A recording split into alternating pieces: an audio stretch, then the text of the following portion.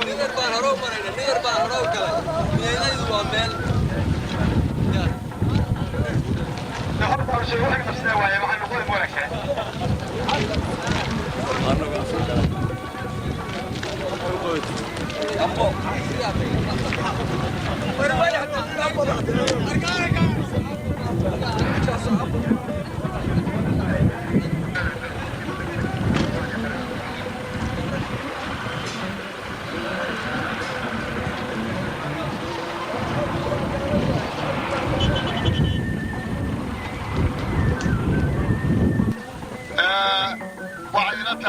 إنه إنه ساك هذا كان يسوون نمي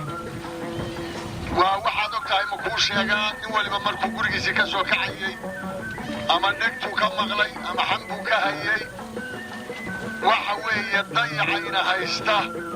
وإنه إنه إسكو سمين إنه إيه أنا لا هيساقو وحرباني إنه كوكينوي قبل كان نسيبها إلى هيسي waxaad soo ogaataan wax kasta oo nasiib badan kulli nicma laha liqma baa carabtu tiraahdo nimco kastaa nusqaanteeday leedahay wax kasta oo nasiib badan waxaad aragtaa haddana meel bay ka daacaanoo waxbaa ka dhiman oo waxqabsigooda ama taladooda meel bay ka farurantaaye dibadhammaasho adduunku ma leh gobolkaa isagoo aad og tihiin oo aan beera lahayn oo bad lahayn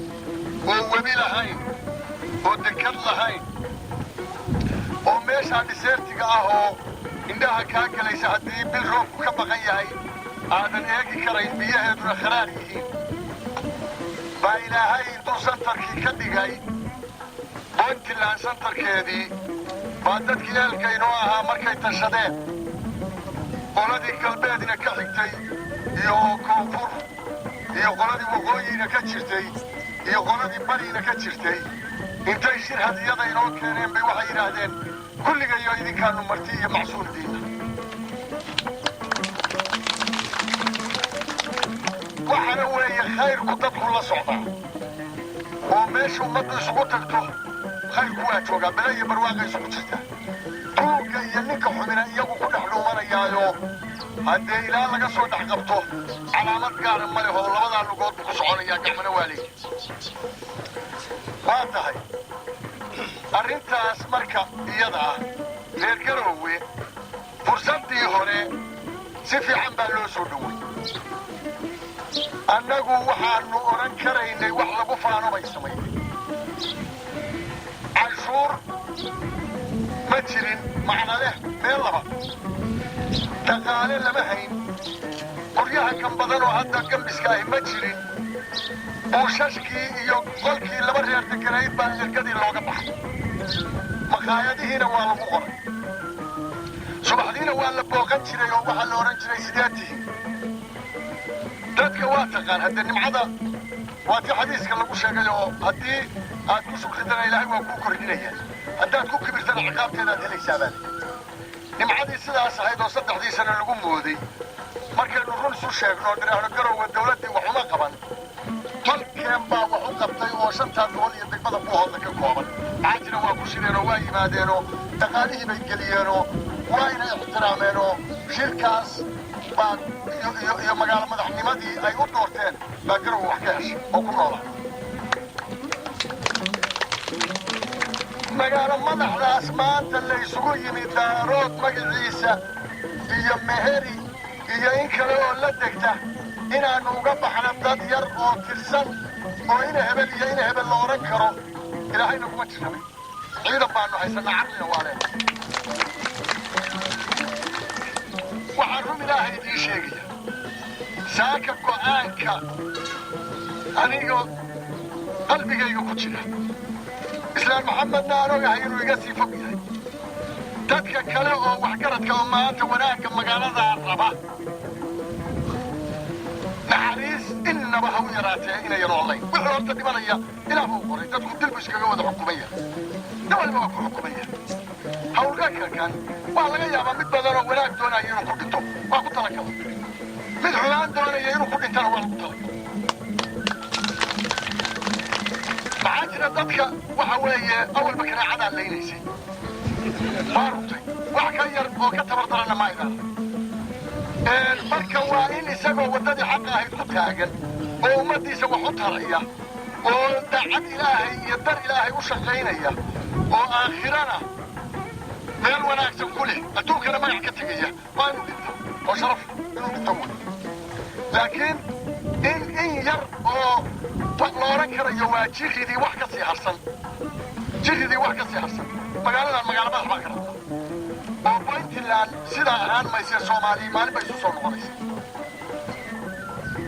laakiin wixii dhisma ah wakti baa loo qabanayaa islaamkaa sheegi doona haddii alle ninkii dhisme aan la isla ogayn oo aan la xalaalayn ama mid xalaala oo wakti loo qabtay isku daya xabsiga uu mudanayo qoraalkaasi ku jira isagana waa la xidaya waa la jeebaynaya ninka xabad soo rida ama dagaalama maanta u dhaaran mayno hanjabi mayno bajin mayno farxaddaa la isugu tegaya meeshaa la isku arkaya balaayo waa tii laga qaado anigu hadalka waa ku tuntay laakiin hadalku qodob buu leeyahay qodob baa laga dhacdaa kaasi hadduu hirgeli waayo kolle anigu shir damboo nugaadi leedahay ka hadli maayo ogaada warkaya asalaamu calaykum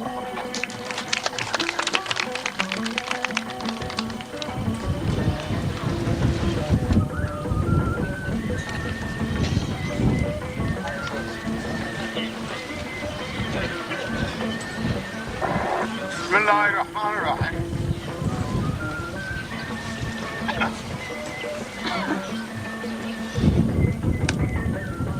عنده علم هو فهمت الراب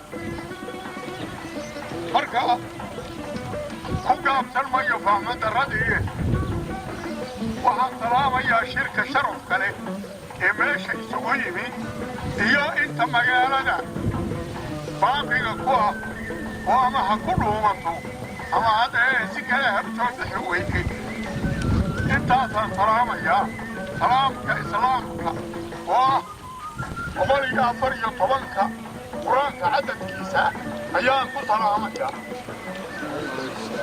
سلامك بعد كده سلامك بعد كده وحال شوك جيني أما إنه يترقله أما إنه اسمغله قرأوا وحكا حكومي جيني أنا حد مرهدي مركز أما dadkii aanu isku nool wahay meeshaas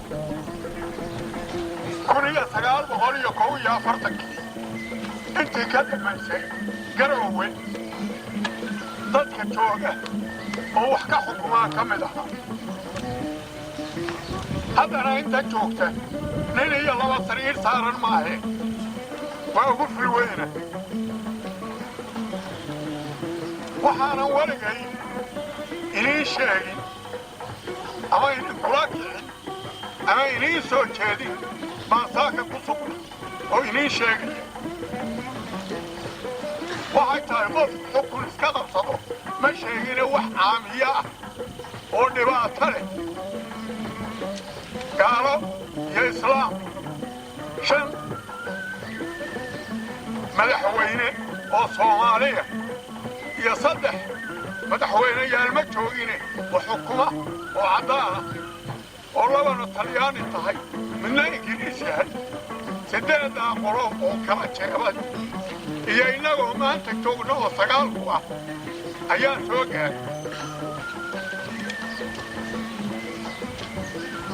وحان انتهاي قيمان أنا كل فكري إذن كان إنكو حكوين عد كليتنا كو حكوين أيها ذاك حكم كيغو نوري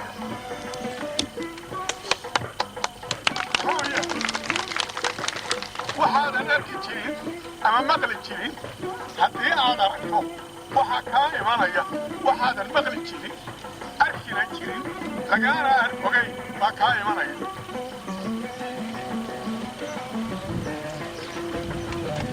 وحانو موقتين إنayna dad ahaan inaynu u noolaano ama gobol ahaan u muuqanno waxa aan dhalinayn ayaa noo muuqatay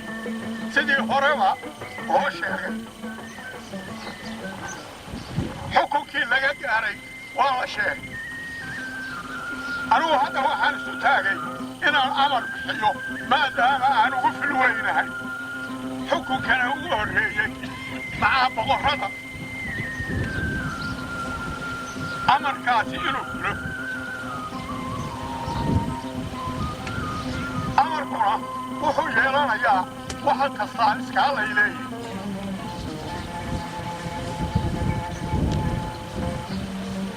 wuxuu yahay midka ugu horreeya ciidanka ama ha ahaato saraakiil ama ciidan ha ahaatee waxaa la doonayaa oo amar laydinku siinayaa xukunka sharciga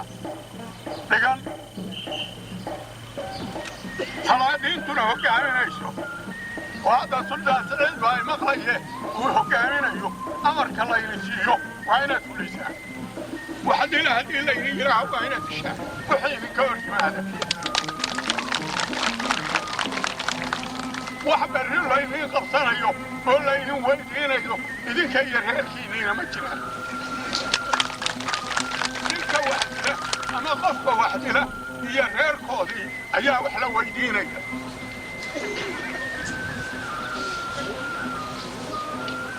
waxaa jira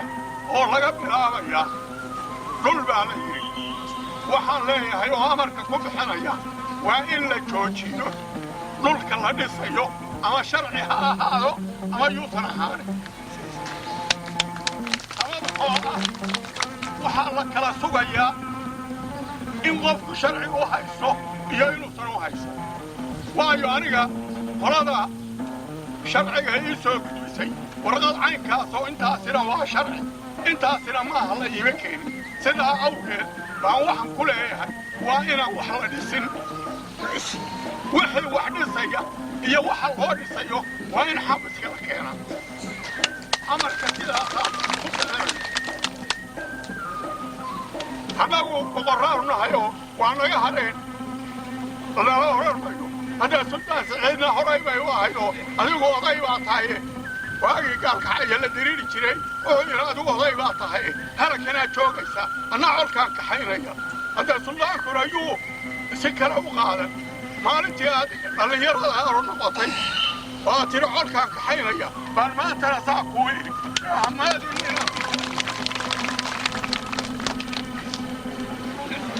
marka inaad dad ahaan u noolaataan oo aynu dad ahaan u noolaanno oo sharci iyo qawaani ku joogno iyo inaynu isku baaba'nayso oo jirac iyo quraanyo isku noqonno marka guryaha dhisan kayga iyo kan suldaan kaygaa loogu hormaraya hadduusan sharci lahayn waa la duminaya kan suldaanka hadduusan sharci lahayn waa la duminaya ninkii aan sharci qofkaan haysan ama ha badnaado ama ha yaraade waa la duminaya waayo sharci dhulka waa u sinanahay oo qof ma leh waa u sinanahay qofku qawaanin iyo sharciga adduunyada ka dhaqan sharcigii qofkii ka baxa waa lagala baxaya haddaba hadalkana waxaan ku soo xirayaa qofkaan sharci haysan dhul iyo cashuur waa isaga iyo reerkiisa qofkii u soo ciidamaya waa raacaya askartana waxaan leeyahay wixii amar laynugu siiyo anaa ka jawaabaya idinku ka jawaabaysa hadalkana waxaan filayaa amar baynu kala qaadanay ama waa sidii suldaanku yidhi baynu ku kala baaba'ayna midna waxaan idin leeyahay magaalada waxa fiicneeyey dadka walaalaheena oo inoo ee haddaynu inagu la hadlo oo sidaynu wadno qofna qof guri ka kiraysan mayno qurina ka gadan mayno midna anigu ku xiraysanaya midna waa ka tegaya haddaba saasaa annaga kulaylka noogu wacan in meesha laga tago iyo inaad idinku ka tagtaan labadaasay joogto marka waxaan dooran inaad idinku ka tagtaan intiina xun inta fiicnina nolol wanaag hadalkiina saasaan ku leeyahay guddoomiyaha gobolka iyo guddoomiyaha degmada waxaan amarku siinayaa khaasiya inta la isugu imanayo oo hawsha yarkaa aanu soo dhammaysanayno waa inaan wax la dhisin wax sharciya iyo waxaan sharciyaysnayn ogaada haddii aan la dhiso qof sharci lagu qabanayaa ma jiro idinkaa jeer la hadalkiina intaasa